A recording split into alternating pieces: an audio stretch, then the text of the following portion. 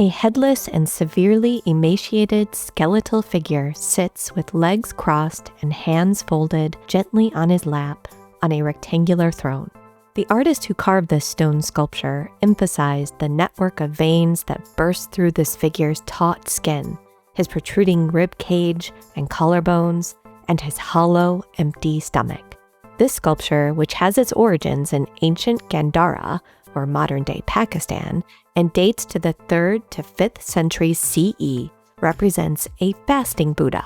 But what is a fasting Buddha, and why is he shown in such an extreme state of deprivation? In Buddhism, which is one of the world's oldest religions, a fasting Buddha is a representation of an important time in the historical Buddha Shakyamuni's life.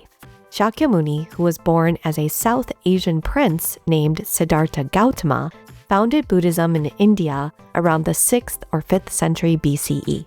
When Siddhartha was 29 years old, he renounced his life of luxury as a prince to become an ascetic and try to find the meaning of life, suffering, and death.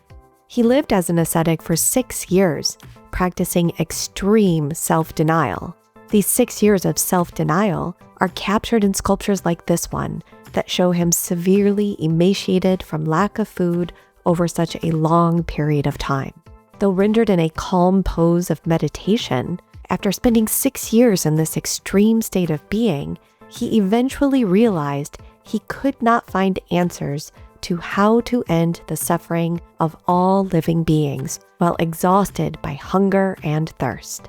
As other sculptures show, he then decided to follow what he referred to as the middle path, a path that was neither a life of luxury nor a life of self-denial, and eventually he achieved enlightenment, or nirvana, a state of profound understanding of the true reality of things.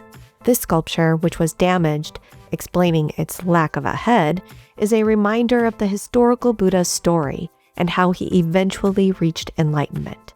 In the rectangular scene carved on the platform below, we see the Buddha again, but this time in his future, as a healthy, enlightened Buddha surrounded by his loyal followers, monks, which we can recognize by their shaved heads.